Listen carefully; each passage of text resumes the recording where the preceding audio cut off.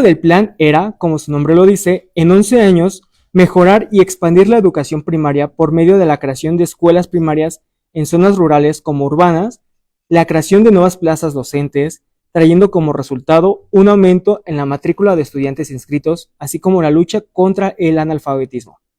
Naturalmente, la creación de la CONALITEC formó parte de este plan, siendo decretada su fundación el 12 de febrero de 1959. Pese a ser un plan ambicioso, hubo grupos organizados de personas que se opusieron no al otorgamiento del carácter gratuito de los libros de texto, sino a su carácter único, todo esto muy entrecomillado. Ese último carácter que no se encuentra en el nombre de los materiales, pero que sí se aplica. Se refiere a que el mismo libro editado para una asignatura será impreso y entregado para todos los alumnos de todas las escuelas primarias del país, sin importar la zona o región. Este carácter preocupó a los padres de familia en 2 puntos: libertad de enseñanza e inseguridad de insumos para la educación. Es decir, comentaban que no se le estaba tomando en cuenta a los padres para opinar y decidir qué tipo de contenidos deberían de incluirse en los materiales escolares de su hijo. Esas inconformidades recibieron un respaldo de grupos como la Unión Nacional de Padres de Familia, las casas editoriales que abordaban el mercado editorial, así como la Iglesia. Precisamente la Iglesia hizo llegar unas cartas al presidente López Mateos para expresar su posición frente a los libros de texto de la CONALITEC. Sin embargo, la respuesta del Estado fue que no, que sí se podían consultar otros libros siempre y cuando fueran autorizados por un cuerpo pedagógico. De tal manera de que estas inconformidades no significaron un obstáculo y para 1960 finalmente llegaron a todas las escuelas del país los primeros libros de texto totalmente gratuitos. Ahora, ya entramos a la primera generación de libros de texto, desde 1960. La propuesta de la fundación de la CONALITEC no fue ni será el único momento donde se harán críticas y pondrán en duda los libros de texto. Para poder imprimir y distribuir los primeros libros de texto, se convocó por medio de periódicos a todo aquel que estuviese interesado en diseñar esos primeros libros. Para esto es pertinente señalar que todos los libros de la CONALITEC deben ser editados según el plan de estudios vigente. Sin embargo, una de las características de esta primera generación es su eclecticismo, pues la educación primaria en ese periodo se encontraba en una actualización de planes de estudios, por lo que los libros que llegaron a las primarias fue del plan vigente y del plan anterior. Fue toda una confusión sobre que no sabían bajo qué plan de estudios debíamos diseñar los libros de texto. Este eclecticismo no fue el único problema con el que se enfrentó esta generación de libros de texto, pues el tiempo fue otro factor que tuvieron en contra. La convocatoria se publicó en el 59, pero la meta era que para el ciclo escolar de 1960 las escuelas ya tuvieran todos los libros. Esta meta no se alcanzó. Únicamente se editaron y distribuyeron libros correspondientes del 1º a 4º grado de primaria, siendo 5º y 6º grados que no se quedaron sin materiales gratuitos. Tuvieron que seguir consumiendo los de las empresas extranjeras. Sin embargo, esto se resolvió ya en 1962, pues para este año todos los grados escolares de primaria tenían oficialmente sus libros de texto de carácter gratuito. Pese a estos problemas con los que se enfrentó la primera generación de libros de texto, un acierto que les distingue es diseñar bajo un modelo nacionalista, es decir, poner al mexicano y a la familia mexicana como eje central de los libros. Hay que recordar que previo a la CONALITEC, la autoría de los libros de texto correspondía a personas extranjeras, probablemente ajenas al contexto e historia de México, así como se mencionó al comienzo de la imagen del juguete de barro de Metepec. Algunos de esos libros cuentan con una imagen en la portada que estuvo presente en esta y otras generaciones: La Patria, de Jorge González Camarena. Así, el espíritu nacional quedaría inmortalizado para esta primera generación de libros de texto. Pero este modelo no duraría más allá de una década, pues se actualiza el plan de estudios y con eso los libros de texto gratuito. Y aquí pasamos a la segunda generación, que es de 1972. Del 60 año que llegan a las escuelas primarias los primeros libros de texto hasta el 71 que estuvieron vigentes, corresponde a la primera generación. Aquí, ya en el 72, Torres Bodet y López Mateos ya no estaban ni en la secretaría ni en la presidencia. Ahora, Víctor Bravo Aguja era el secretario de Educación y Luis Echeverría el presidente de la República. En esta generación se hizo un reajuste en la autoría de los libros. En lugar de lanzar una convocatoria abierta para presentar las propuestas de libros de texto en los periódicos, se seleccionó un grupo de especialistas en cada una de las áreas del plan de estudios para la elaboración de los contenidos de todos los libros. Por lo mismo, el mexicano ya no era el eje central de los contenidos. Ahora todo se basaba en un modelo científico, en el sentido de que se impulsó que los niños descubrieran por medio de la ciencia su realidad. Algunos de los criterios para la elaboración de los nuevos planes de estudio fueron el carácter permanente de la educación, la actitud científica, la conciencia histórica, la relatividad y el acento en el aprendizaje. Esta generación, a pesar de ser una de las que enfrentaron mayores retos e inconformidades, a su vez es la que mayor ha estado tiempo vigente, teniendo una validez de 2 décadas. La razón por la cual fue controversial esta generación recae en gran medida a los libros de ciencias naturales, pues a partir de cuarto grado se decidió incorporar contenidos relacionados a la sexualidad.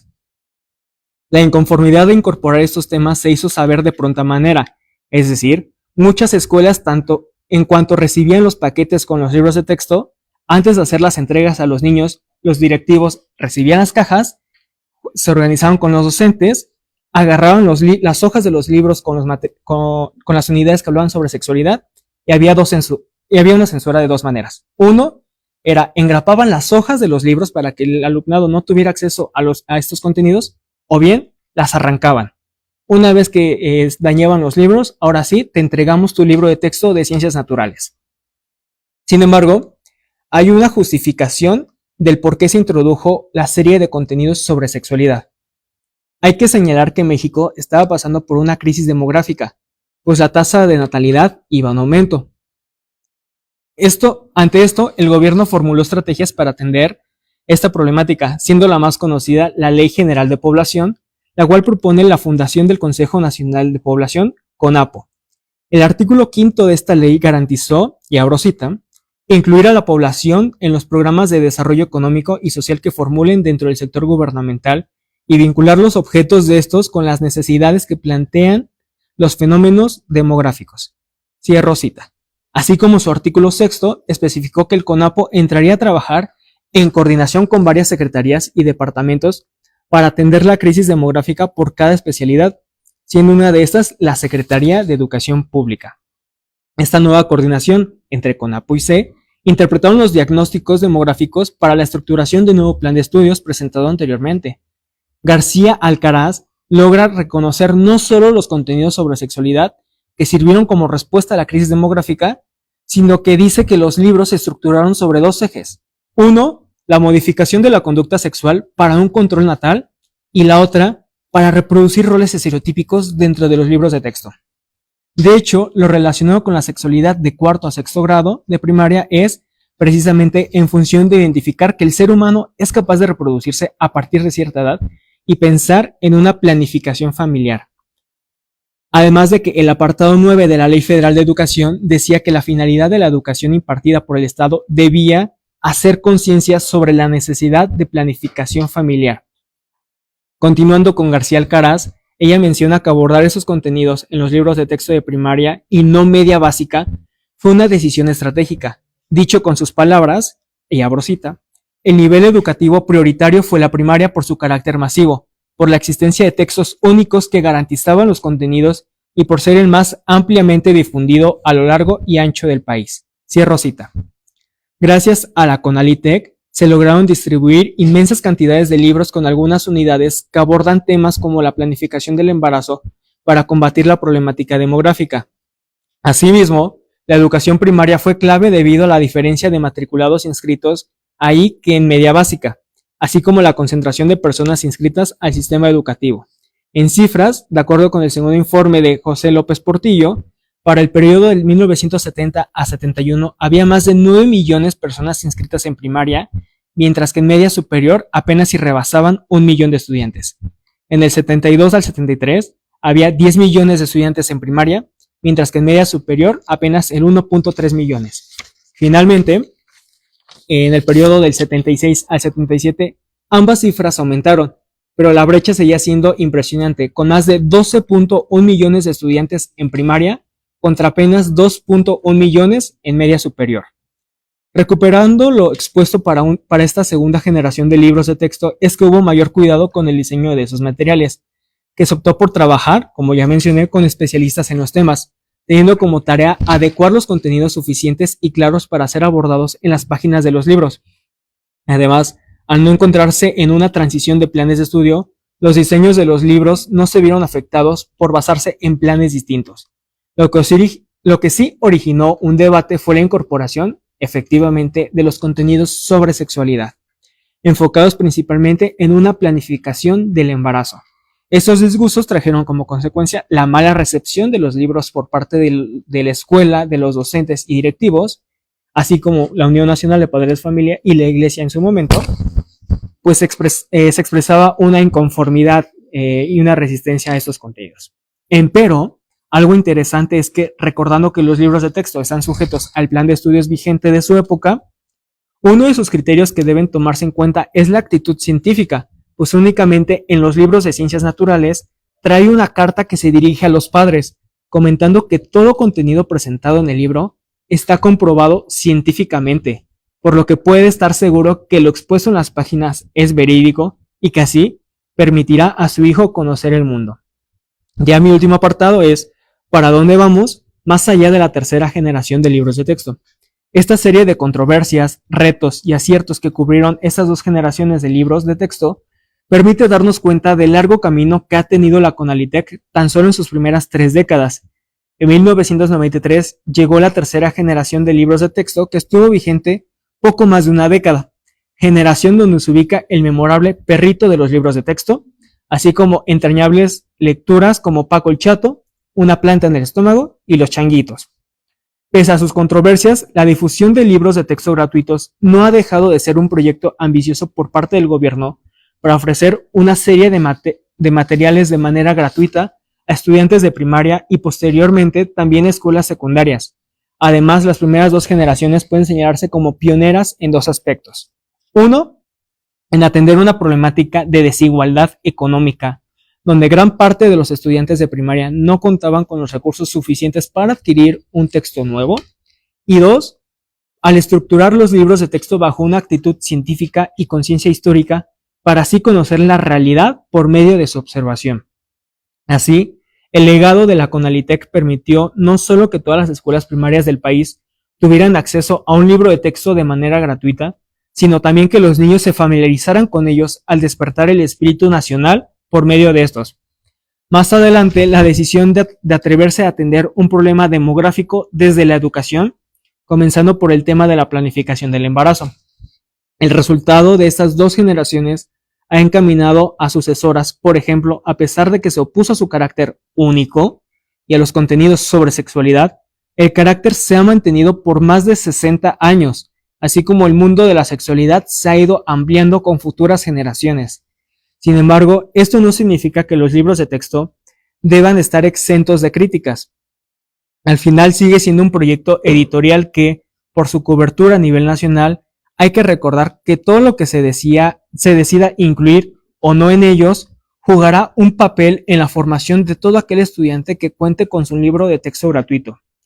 De igual manera, para concluir, permite pensar en el uso que se le puede dar a estos materiales, dejando sobre la mesa preguntas como ¿hasta qué punto se le debe responsabilizar la formación de los estudiantes y de qué manera se pueden moderar en las aulas? Es todo de mi participación.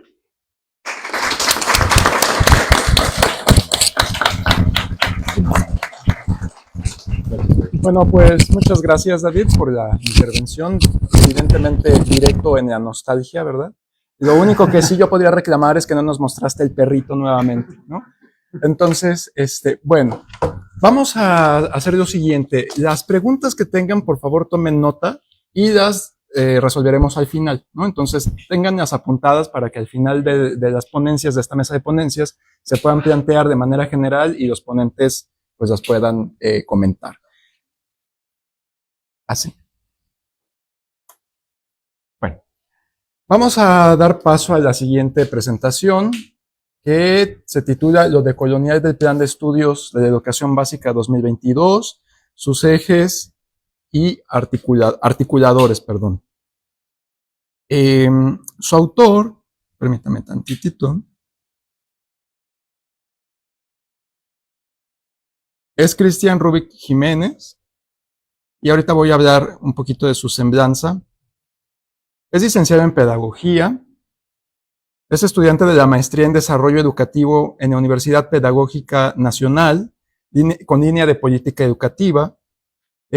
Su formación le ha permitido desarrollar una sólida base teórica y metodológica en el campo educativo, y compromiso y capacidad académica a través de la escritura de diversos ensayos.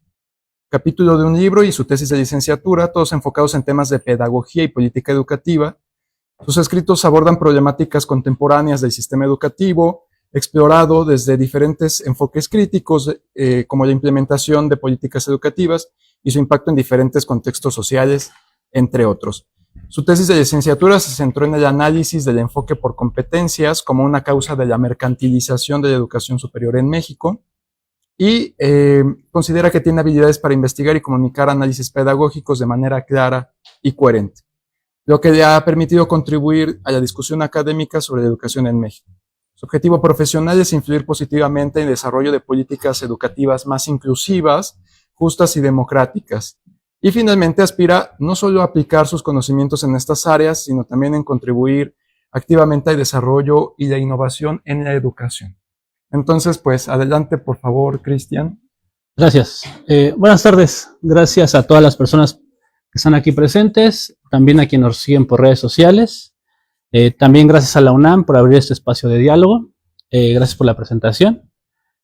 Y antes de iniciar, quiero mencionar que qué interesante fue que David iniciara la mesa, porque me parece que planteó un contexto, una coyuntura de cómo ha sido el desarrollo de los libros de texto, y como él bien lo comentaba en su ensayo, se relaciona también con los planes de estudio y van de la mano con la CONALITEG. Entonces, en ese sentido, yo hoy como pedagogo tengo el honor de presentar mi ensayo sobre lo decolonial del Plan de Estudios de Educación Básica 2022.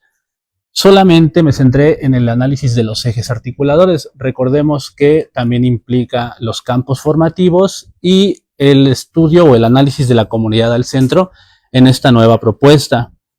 Este ensayo, como bien lo mencionaban, es resultado de un seminario en políticas educativas en México y América Latina que cursé en el último semestre de la maestría. El objetivo de mi ponencia es explicarles y explorar cuál es la propuesta decolonial del Plan de Estudios de Educación Básica, centrándonos solamente en 4 de los 7 ejes articuladores, debido a que los otros 3 ejes no hablan sobre lo decolonial. Estos ejes son la inclusión, el pensamiento crítico, la igualdad de género y la educación estética. Como pedagogo considero que la educación es crucial para el desarrollo social, cultural, económico, político y otras cuestiones en cualquier país. Por lo tanto, creo que este plan de estudios representa un cambio significativo en la forma en que concebimos la educación y el papel que tiene esta en la sociedad. Analizar el plan de estudios desde el campo de la política educativa nos va a permitir comprender cuáles son los objetivos, los fines, los alcances, los fundamentos y sobre todo los potenciales impactos que este tendrá en la reconstrucción y en la creación de nuevas subjetividades en la sociedad. ¿Podemos pasar a la siguiente diapositiva? Mejor regresamos. Gracias. El plan surge en un contexto de cambio ideológico donde los gobiernos anteriores priorizaron una educación estandarizada y neoliberal, por ejemplo, basada en el enfoque por competencias y con principios del capital humano. Este plan de estudios propuesto por el gobierno actual es una alternativa ideológica que se centra principalmente en la comunidad, la diversidad y la inclusión de la sociedad. En ese sentido, lo decolonial se presenta como una forma donde se pueden cuestionar las estructuras coloniales que han dominado el conocimiento y la educación en nuestro país. Ahora sí, la siguiente, por favor.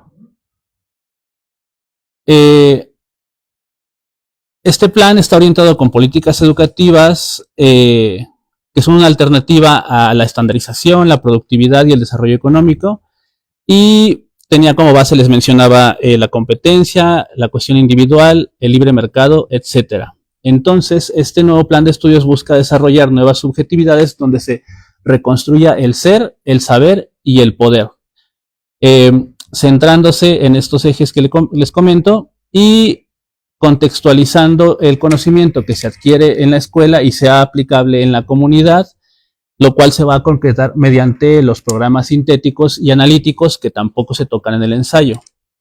Siguiente, por favor.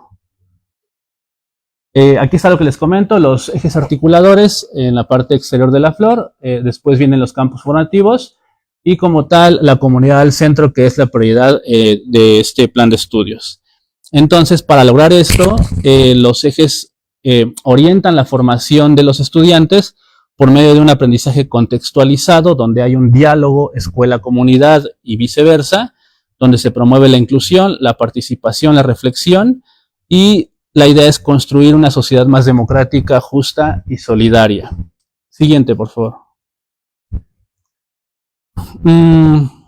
Les mencionaba, incluye 7 ejes: inclusión, pensamiento crítico, interculturalidad crítica, igualdad de género, vida saludable, fomento a la lectura y escritura y educación estética, aunque solamente 4 de estos incluyen lo que es el concepto de decolonialidad. Siguiente. Gracias. El plan propone una educación decolonial y no descolonial. ¿Cuál es la diferencia? Lo que se intenta es reconstruir y crear nuevas subjetividades en la sociedad, a diferencia de la descolonialidad, que la idea es transformar las estructuras que teóricamente se dice que nos oprimen y nos impiden ser. Al poner en práctica esta educación decolonial, la idea es cuestionar el conocimiento europeo colonial que se ha impuesto como única opción y validez de conocimiento y veracidad. La idea es considerar otras epistemologías como alternativa donde se reconozca su valor mediante un diálogo horizontal, y epistemologías del sur, por supuesto, para configurar y crear nuevas cuestiones teóricas y políticas en la educación. Siguiente.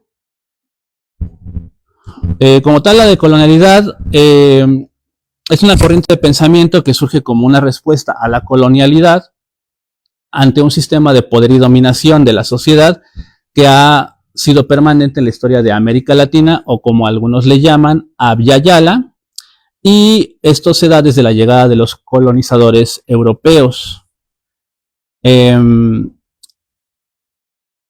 La colonialidad se define en el plan de estudios como una visión del mundo eurocéntrica que invisibiliza y margina otros conocimientos y saberes de los pueblos originarios previo a la colonización, donde existían otras formas de saber, de ser y de existir. Entonces, la decolonialidad lucha contra la exclusión, la marginación y trata de visibilizar estas nuevas formas. La idea es emancipar al sujeto mediante estos ejes articuladores y promover la justicia, inclusión y equidad. Ahora sí, algunas características de los ejes articuladores. Ahí estamos bien. Inclusión. Por ejemplo, en la inclusión, la idea es que se vaya más allá de integrar a los estudiantes en la educación básica. El punto es reconocer sus diferencias, su origen étnico si es diferente, sus prácticas, sus costumbres, e integrarlas en la comunidad, tanto de la escuela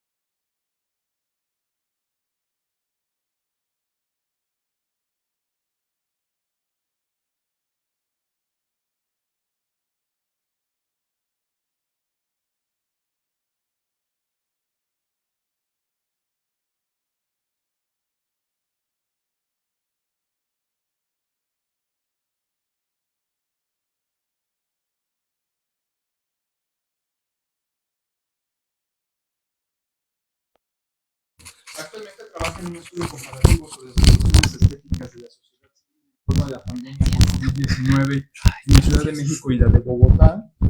Y de igual modo labora como apoyo técnico en el diseño curricular en el Instituto de Investigaciones Biomédicas de la UNAM. Entonces,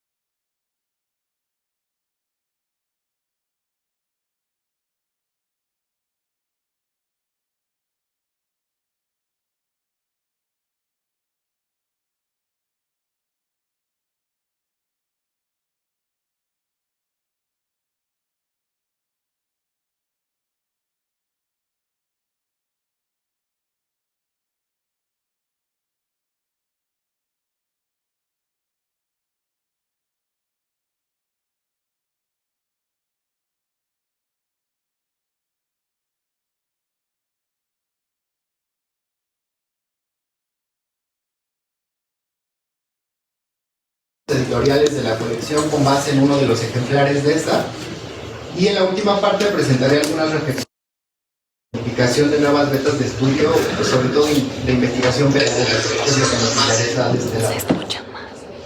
Bueno, vamos con la primera parte.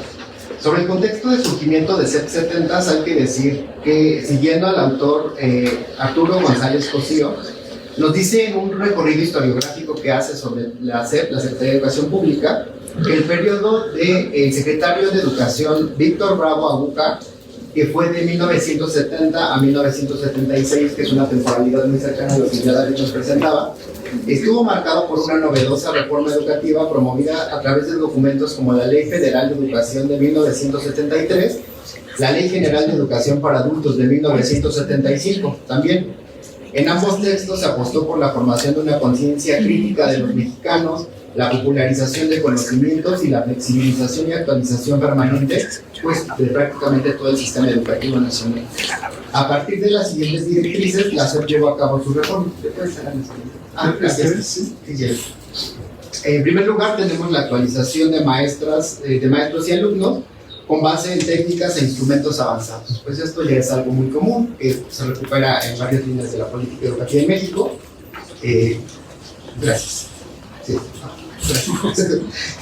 En segundo lugar, la apertura del sistema educativo para llegar a todos los grupos sociales y popularizar en ellos todos los bienes educativos, que es lo que nos interesa comentar el día de hoy. Y por último, no menos importante, la movilidad vertical y horizontal de los educandos en diversas modalidades y niveles del sistema educativo nacional, dependiendo de contextos particulares. Como les comentaba, en la segunda directriz se articuló una gran cantidad de materiales educativos para diversos usos, por ejemplo, los libros de texto que ya nos anticipaba David, materiales para alfabetización, cortometrajes, libros de cultura general para la población mexicana y hasta materiales para programas de radio. En este panorama se propuso la colección de libros llamada CEP70 a cargo de 3 subdependencias de la SEP.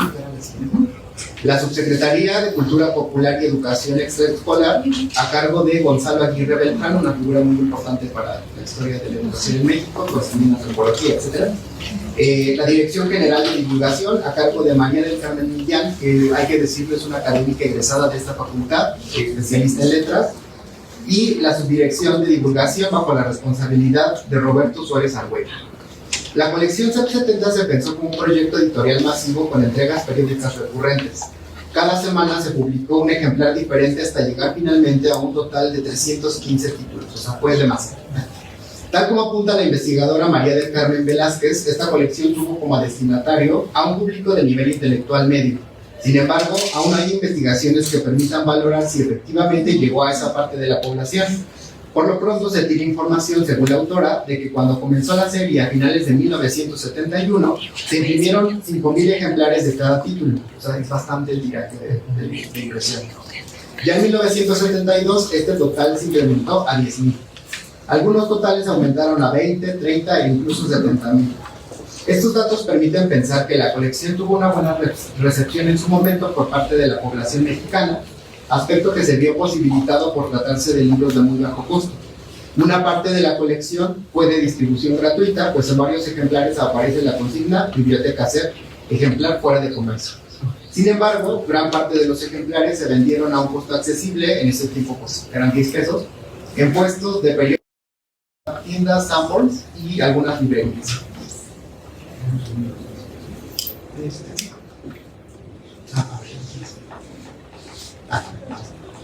Otro detalle interesante sobre la colección es que conjuntó textos de autores y temas diversos sobre México y el mundo. Las áreas de conocimiento sobre las que versa son la teoría política, la historiografía, la educación, la filosofía, artes plásticas, literatura, arqueología y antropología. Entonces, son muchas líneas de temáticas, sobre todo relacionadas con las ciencias sociales y las humanidades, y no tanto, por ejemplo, con cuestiones de ciencias de la salud, física, matemáticas, etc. Eso es más acercado a lo que hacemos aquí en la facultad. Hay que decirlo también, en la colección se hizo especial énfasis en temas mexicanos y latinoamericanos, y en menor medida hay ejemplares sobre otras regiones del mundo. ¿Le puedes dar al siguiente? Ahí hay en la diapositiva algunos ejemplares, como la inmigración en México, reformas económicas del siglo XVIII, la mujer en América Latina, la palabra educación, y bueno, es una muestra de algunos de los ejemplares. Ahora vamos con la descripción técnica de aspectos editoriales de CEP 70. En general se puede decir que CEP 70 es una colección que se posibilitó por el trabajo de muchas manos. Cada uno de los ejemplares contó con un editor distinto y un tratamiento diferente de los textos. Es decir, algunos ejemplares contaron con estudios introductorios bastante amplios, apéndices, ilustraciones, traducciones, etc. Pese a ese diferente tratamiento, la colección tuvo una identidad editorial bastante clara, que es posible notar por la extensión de todos los ejemplares, que aproximadamente entre 160 y 180 cuartillas. Y sus medidas, que son pues bastante pequeñas, son de bolsillo, de 11 centímetros de ancho y 16.5 centímetros de largo. De manera interna, este aspecto se puede rastrear también en la disposición tipográfica convencional que se mantuvo en los 315 títulos. A continuación voy a abordar el caso de uno de los ejemplares de esta colección que lleva por título Siqueiros, que es el que pueden ver en la diapositiva. Algunos elementos externos formales del libro, como la portada, pues el título de Siqueiros, consignado con letras en un modelo isométrico, el nombre de la colección, la imagen enmarcada con efecto de sombra, sobre todo de una obra de Siqueiros que es el Cristo de la Paz. En el lomo también encontramos el título del libro, el símbolo de la SEP, que en ese momento era una paloma negra que van a poder ver en las diapositivas siguientes. El número del ejemplar, y en la contraportada también viene el nombre de la persona que en su momento hizo la selección y la introducción de los textos de Siqueiros, que fue Rafael Carrillo Aspeitia, bueno, una figura muy importante en la difusión e investigación de temas artísticos, sobre todo relacionados con el muralismo, y también una breve presentación sobre el contenido del libro. Eso es lo que se puede ver en la diapositiva. Algunos elementos internos consignados en la página legal, en la cual no aparece como tal la figura de Siqueiros como un autor de textos, ni tampoco el crédito al propio Rafael Carrillo Aspeitia como compilador y autor de la introducción. Más bien solo aparece el nombre de la Secretaría de Educación Pública como editorial que posee los derechos de autor de los textos. En la página legal aparece la fecha de la primera edición de 1974, el nombre de la colección y la mención pues, de una responsabilidad institucional del sello editorial, que eso es algo que ya comenté al principio. Cabe destacar que en la página legal y el resto del libro no se encuentra la información sobre el ISBN y el depósito legal, y esto se puede explicar en gran medida porque la colección no fue pensada con fines de lucro, sino como un proyecto educativo de largo alcance, que buscaría en la mayoría de los casos brindar ejemplares gratuitos. Por otro lado, en el colofón del libro, el nombre del editor, Sergio Galindo, el diseñador de la portada, que fue Vicente Rojo, el nombre y ubicación de la imprenta, que en su momento era Madero, que estaba en Avena 102, en la entonces Distrito Federal, la Ciudad de México. Y la fecha en que terminó de imprimirse pues, el tiraje, que fue el 20 de septiembre de 1974. El número de ejemplares, que en este caso fueron 30,000. Y estos datos son fundamentales, pues es claro que la imprenta Madero en su momento contribuyó de manera significativa a la colección. Itzel Márquez indica, por ejemplo, que antes de ser la imprenta Madero comenzó como una librería a mediados del siglo XX en México, y sus fundadores fueron Tomás Espresate, Enrique Naval, que decidieron posteriormente ampliar sus operaciones a la imprenta, con tan solo una máquina de 50 por 70 ubicados en la calle Amberes. Tiempo después, al adquirir algunas máquinas, pudieron mudarse a Aniceto Ortega y posteriormente volvieron a cambiar su ubicación a la calle Avena en la colonia Iztapalapa, en donde la imprenta Madero continuó y terminó su ciclo de vida en 1998. Entre sus colaboradores se podía distinguir a las siguientes mentes brillantes de la época como Vicente Rojo, Jorge Azorín y Tomás y Jordi Espresate. En ella se formó un nutrido grupo de profesionales de las artes gráficas como Hipólito Galván, Roberto Muñoz, Antonio González, Carlos Maldonado, Pilar Ríos, Candela Montiel y Efraín Morales. La imprenta Madero, que es el símbolo que pueden ver en la diapositiva, se caracterizó por ser un semillero de trabajos de artistas, diseñadores e intelectuales de renombre.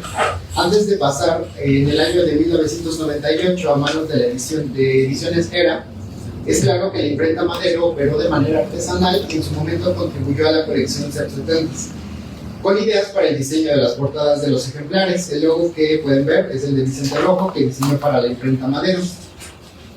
Otro elemento que también se puede reconocer en la identidad editorial de esta colección, que puede ser la siguiente, es el logotipo que aparece en cada ejemplar.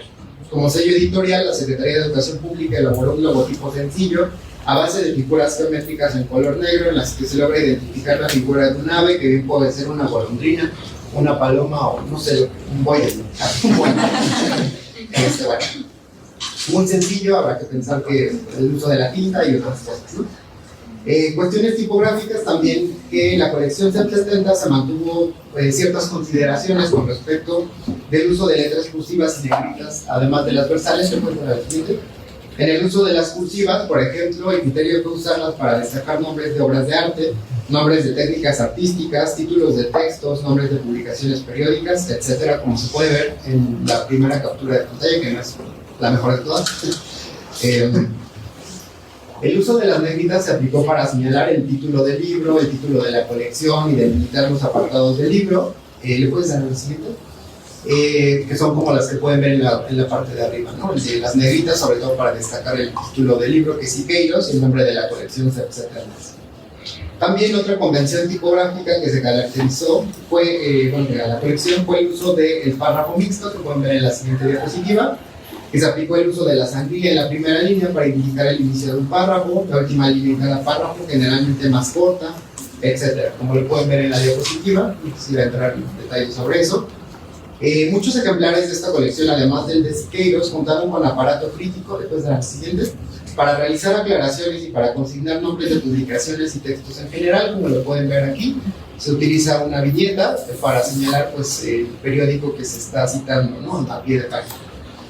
Y bueno, esta es la parte como más densa, digamos, de la descripción técnica de la colección.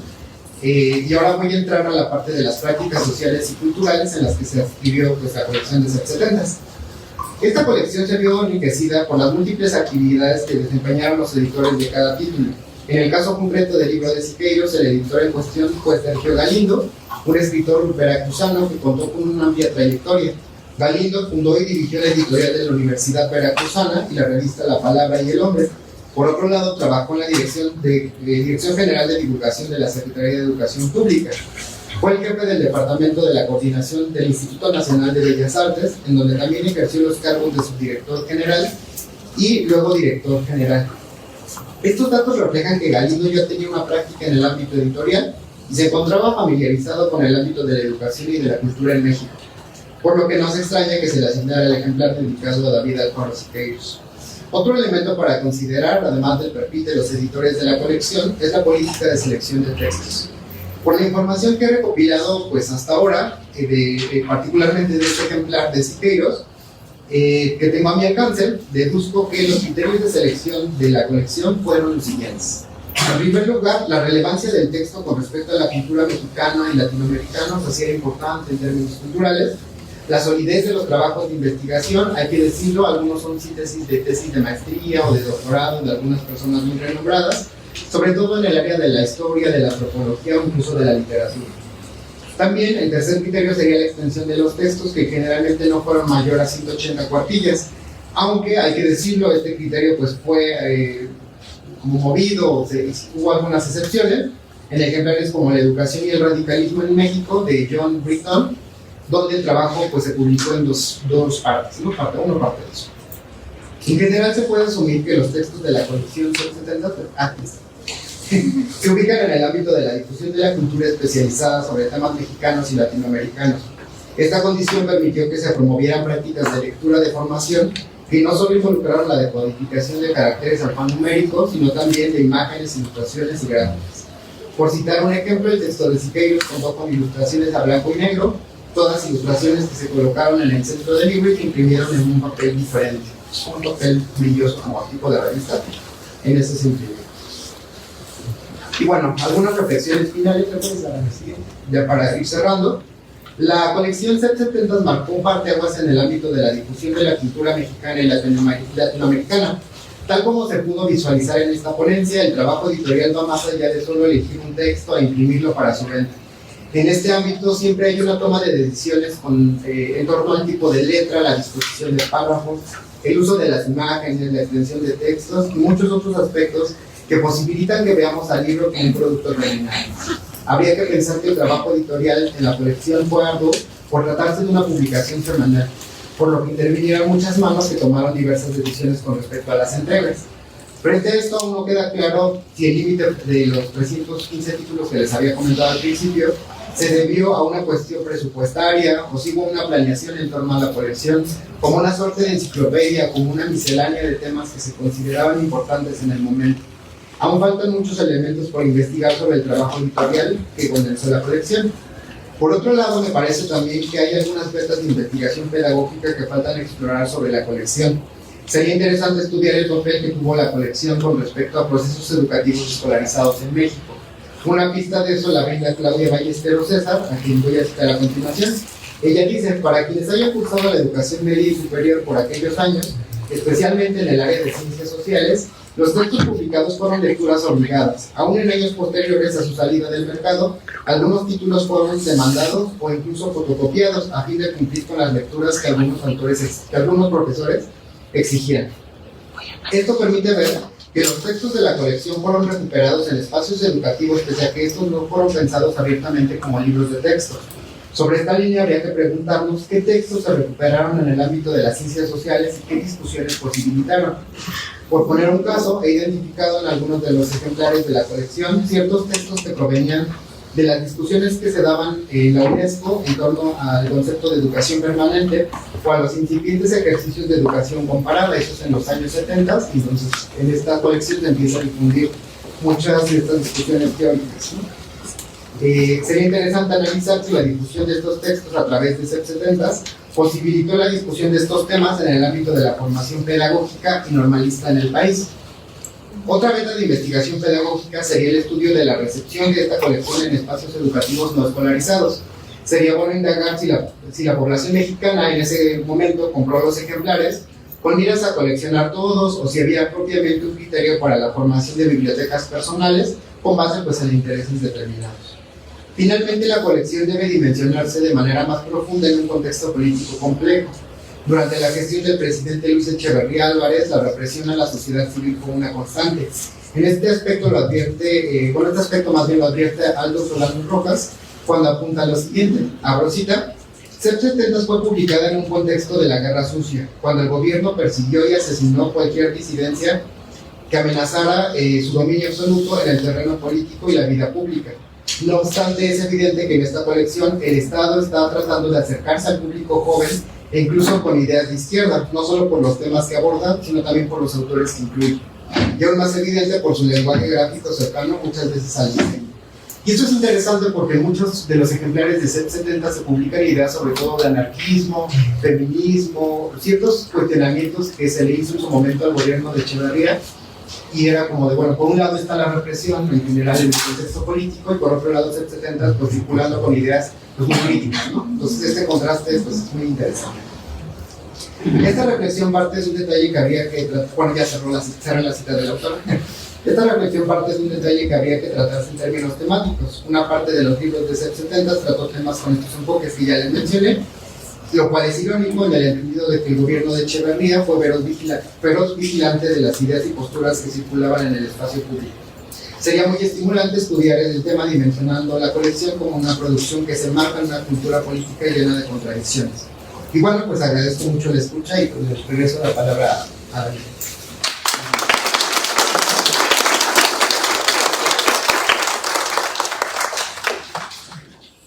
Bueno, pues muchas gracias. Ahora vamos a hacer una ronda de preguntas, ¿no? Entonces, digamos, si a lo mejor hubiera una intervención que englobara o, no sé, digo, pudieran salir reflexiones muy interesantes, dado que hubo un ajuste a la programación original, que a lo mejor pudiera derivar en algo que les haya hecho un clic o que les haya interesado. Entonces, por favor, ¿quién quisiera tomar la palabra?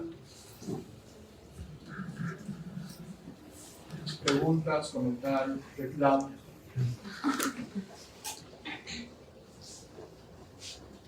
¿Han visto estos libros desde el 70? ¿Qué les han visto? Quiero ver uno.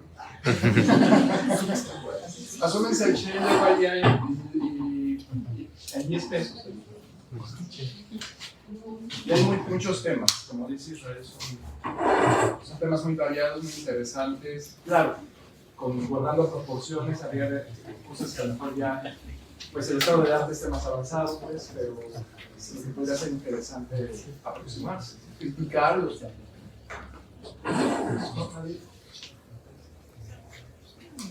Bueno, de manera personal, la reflexión que hizo Isra al final sobre cómo estos materiales que son pensados para un contexto más formal de la educación pueden analizarse o investigarse en entornos más allá de la escuela me parece muy interesante porque, bueno, de manera personal siempre me han interesado los procesos que se gestan, los procesos educativos o experiencias educativas que se gestan más allá de la escuela.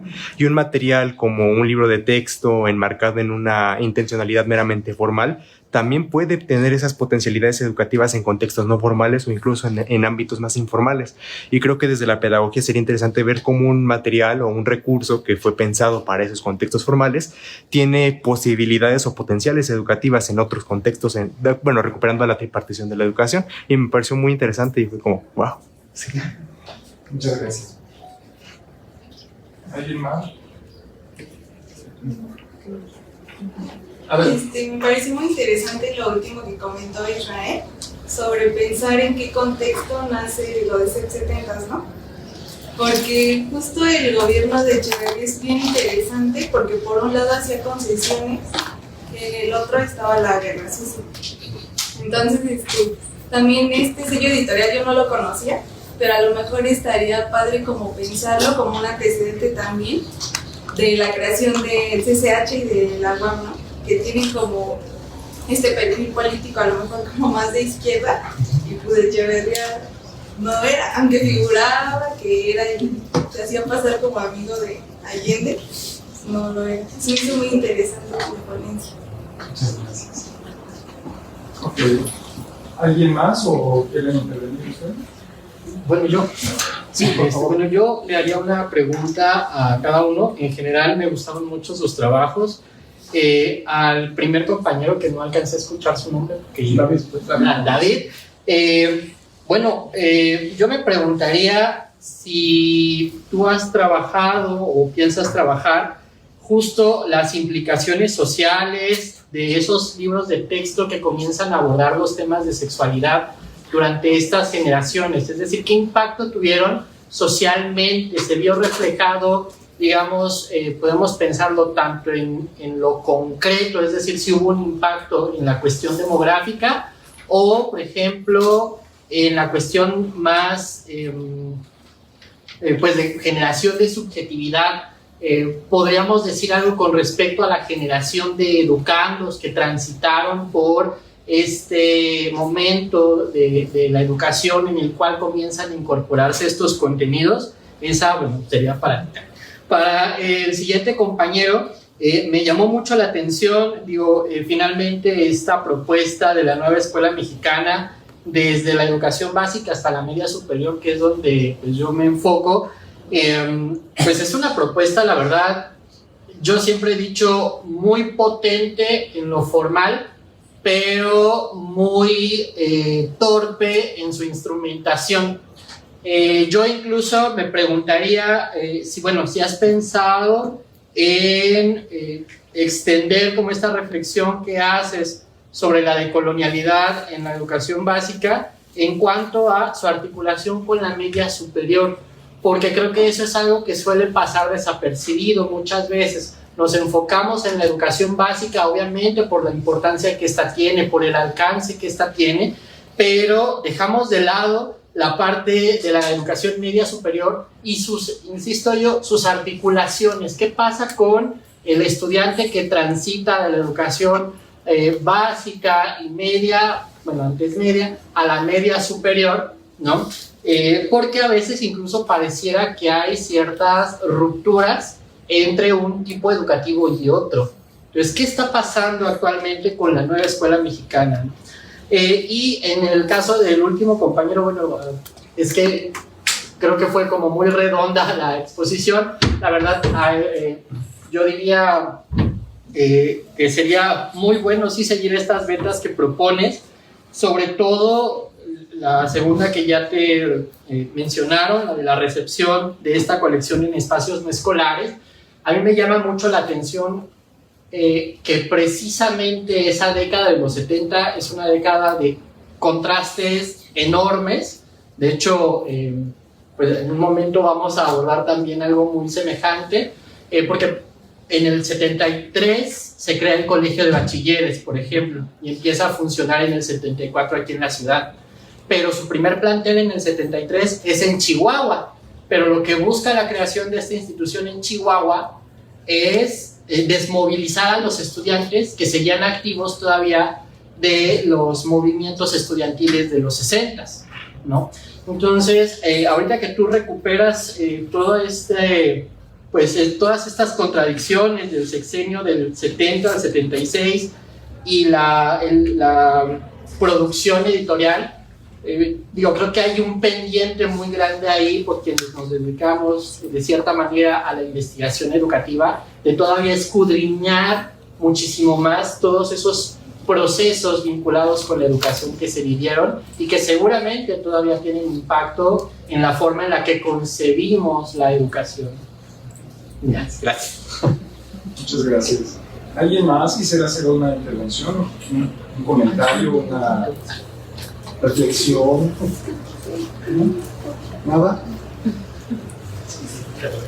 ¿No les removió nada? ¿No les... Adelante, por favor. Yo tengo una pregunta. Sí.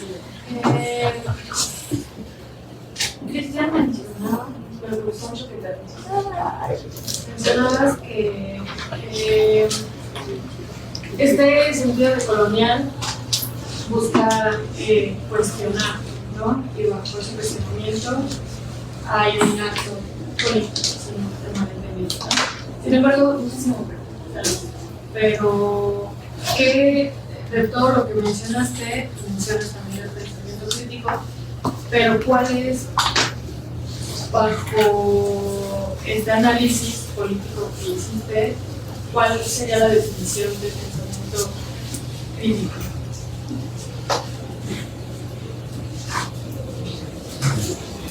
¿Quieres responder? ¿Quién te empieza, David? Sí. Okay. Bueno, es que la sexualidad y... Es que es todo un tema. La inclusión de la sexualidad como contenido temático en los libros de texto fue y sigue siendo todo un tema hasta hoy en día en los libros de texto. Sí seguramente sí tuvo esas repercusiones sociales, tan solo desde la recepción de que si no eran los directivos o los docentes quienes hacían esta especie de censura, era en las familias. Esto no lo menciona la tesis, pero sí son diálogos que se han generado constantemente. Pienso como esto surge en el tema de tesis, he tenido la oportunidad de platicarlo y de tener varias intervenciones, principalmente en el taller de política educativa con la doctora Cora, y platicando ahí con sus diferentes generaciones, revivimos esto, ¿no? Revivimos cómo fueron nuestros libros de texto, nos damos también tareas de platicar con nuestras familias, cómo se trabajó la sexualidad, o si recuerdan de pura casualidad esos libros de texto y las unidades, ¿no? Y la mayoría de las respuestas es, no me acuerdo. O es que a mí no me enseñaron sexualidad, ¿no?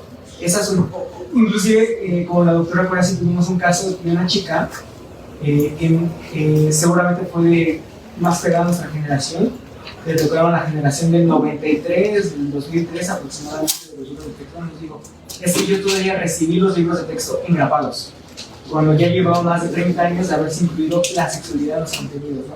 Entonces, sí hay repercusiones o sí hay cuestiones sociales que mueven. Precisamente los planes de estudio van de la mano con los libros de texto, con el diseño de los libros de texto, para saber, o en teoría, para saber qué contenido enseñar, qué no, cuáles las consecuencias didácticas y demás, ¿no?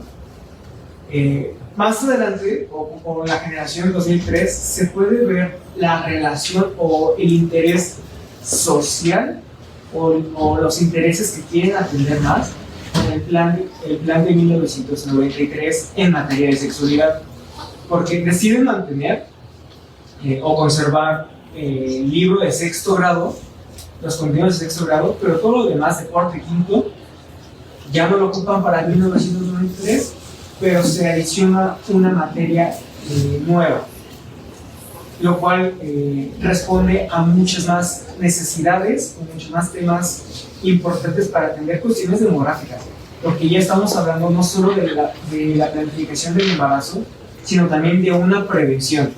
Ya en 1993 nos están hablando sobre los métodos anticonceptivos, ya nos hablan del uso del condón, pero creo que se logra ver otro discurso anterior, o un discurso distinto, porque también logra satanizar el VIH. Se habla de los métodos anticonceptivos, pero precisamente para estigmatizar el VIH. ¿Por qué? Porque en 1993 sí mencionan el VIH, pero únicamente responsabilizan a un grupo en específico. Entonces, la parte social y política sí atiende a demandas, a contextos, pero también bajo discursos no adecuados. Y entrando a los libros de texto un poco más vigentes, sigue siendo otro caso, porque los libros de la nueva escuela mexicana, bueno, primero, mi postura siempre ha sido que no se les debe decir enfermedad de transmisión sexual, sino infecciones de transmisión sexual. Varios estudiosos, varias personas que se dedican a la educación sexual, educación de la sexualidad, han trabajado para no llamarlas enfermedades, y en el 93 se les llamaba enfermedades de transmisión sexual. Libros de texto posteriores al 93, y si adecuaron esto, ya los llaman infecciones de transmisión sexual, pero hay un retroceso en la nueva escuela mexicana. ¿Por qué? Porque ya nuevamente nos vuelven a llamar las enfermedades de transmisión sexual. Entonces, sí hay cuestiones sociales que repercuten a la edición, a la edición de los libros de texto, pero con el cambio de cada generación va habiendo aciertos, pero también nos va generando ciertos retrocesos que al menos en el campo de la sexualidad sí logran entorpecer su estudio y su comprensión de cómo la estamos recibiendo como estudiantes. Además de que no sé qué tanto, no sé hoy en día cómo sea la censura, porque después de 30 años sigue existiendo esta censura, al menos el caso de esta escuela, de esta compañera, pues todavía recibió esta censura por medio del engrapamiento de sus libros de texto.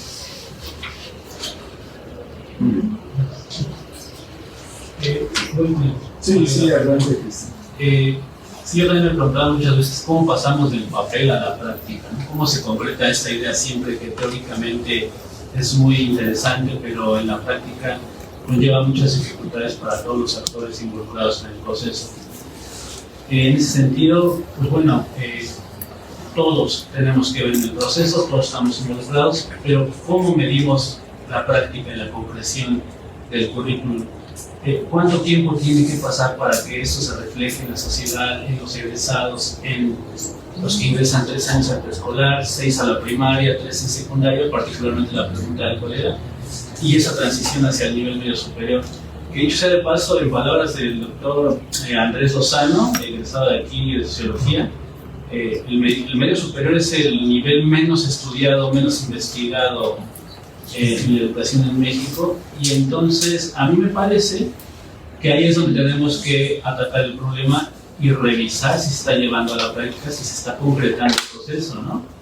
Hacer investigaciones longitudinales, ¿no? Desde que inician en preescolar hasta este proceso que te digo que egresan del medio superior, que es donde también hay más deserción escolar, me parece, ¿no? En el nivel medio superior. Entonces, en ese sentido, al realizar investigación, también podemos generar nuevos conceptos, nuevos indicadores que nos digan si se está llevando o no a la práctica. Aventar opiniones banales me parece que no ayuda, hay que esperar un largo periodo. Autores como Enrique Dussel dicen que tienen, como decía, que tienen que pasar alrededor de 100 o 200 años para que esto se concrete. Yo no sé si lo vamos a ver nosotros, pero creo que también es por las siguientes generaciones, ¿no? Entonces, indicadores que te lleven a revisar la teoría, la práctica, el currículum, la política, la administración, la cuestión emocional, ¿no? Y cuando pensamos en el docente en un aula con 20, 30, 40 alumnos, ¿cómo le hace? ¿Trabajo precarizado? ¿Vale la pena su sueldo? ¿Lo puede lograr él solo? Entonces, son todas esas preguntas que yo como educadores, como pedagogos, ayudan a poder mejorar la educación, ¿no? Hacer investigación-acción, procesos cíclicos, identificar problemas, proponer soluciones, ¿no? Entonces, si bien el docente no es un todólogo, pues todas las figuras que estamos inmersos en estos procesos podemos aportar desde una u otra disciplina, ¿no? Entonces, bueno, eso sería mi respuesta por el momento. Con la colega, pues para mí, y de acuerdo con Freire, la educación no es neutral, es un proceso, es un acto político que conlleva siempre tomar una posición ante la realidad, y en ese sentido podemos empezar a preguntarnos quién soy yo en el mundo, para qué estoy aquí, cuál es mi finalidad ante el mundo como educador, como pedagogo. Reproducir las estructuras que ya han sido dadas desde hace siglos, décadas, o tengo la posibilidad, está en mis manos pensar diferente, proponer alternativas y cambiar esta educación que Freire lo plantea como educación bancaria, y que en el plan de estudios se le define al docente como un mediador del conocimiento, ya que el estudiante no está vacío, piensa, actúa y puede proponer. Y está toda una escuela, ¿no? Podemos pensar desde lo occidental, desde la escuela de Frankfurt, pero también podemos pensar en los estudios decoloniales de Dussel, de Walsh, de Gosfogel, de Quijano, de Mignolo, de Castro Gómez, de Boaventura. Y dicho sea de paso, cuando piensas en los medios de comunicación, no sé si hace un año vieron cuando a la Torre de hecho mencionaba la pedagogía del virus, la pedagogía de un tal Paulo Freire que querían imponer al país para volver comunistas a nuestros hijos, ¿no? Entonces, ahí es donde me parece que inicia el pensamiento crítico, no dejarnos llevar por lo que vemos en medios de comunicación y en opiniones banales, sino ir, investigar, preguntar, cuestionar, saber qué es eso de lo colonial, ¿no? ¿Qué es esta idea? ¿Cuál es la propuesta? ¿Cuál es la idea de intención? Y crear nuevas subjetividades en cuanto al ser, lo mencionaba. ¿Quién soy? ¿Cómo me reconozco ante el mundo, ante el otro, ante la otredad? ¿Cómo aprendo? ¿No? ¿Cómo obtengo ese conocimiento? ¿De dónde? ¿El método científico es el único válido para hacer conocimiento? ¿Es el único al que se recurre para hacer tesis o hay alternativas, ¿no? Y bueno, también cuestionar las estructuras del poder, ¿no? Las jerarquías, pensar en cuestiones más horizontales, no impositivas. Me parece que por ahí podemos iniciar a dialogar con el diálogo para empezar a cuestionar y preguntar cómo ir hacia un pensamiento crítico y llevar esto a la práctica, pues, en los niveles de la educación. Sobre eso. Bueno, y si quieres comentar algo, ya estamos un poquito sobre el tiempo. ¿Todo bien? ¿Todo en orden? Bueno, no sé que no quisieron hablar en tiempo, ahora ya se acabó. Bueno, les invitamos a que sigan participando en las siguientes actividades del coloquio. Posteriormente, pues ya tenemos la presentación del libro de la filosofía en el Colegio de Bachilleres, ¿no? A 50 años de su creación, desde una revisión documental, pues va a participar Luis Fernando Álvarez. Entonces, pues bueno, muchas gracias por acompañarnos. De todos modos, pues conocen nuestros nombres, conocen sus nombres, pueden contactarles. Llevarles flores, serenata. Si a alguien le interesa quiere hablar un poco más en el ensayo, hace un mes tuve la oportunidad de publicarlo en el número 30 de la revista Praxis Educativa. Ahí lo pueden encontrar si alguien quiere leerlo a detalles, pues solamente fue una cuestión general.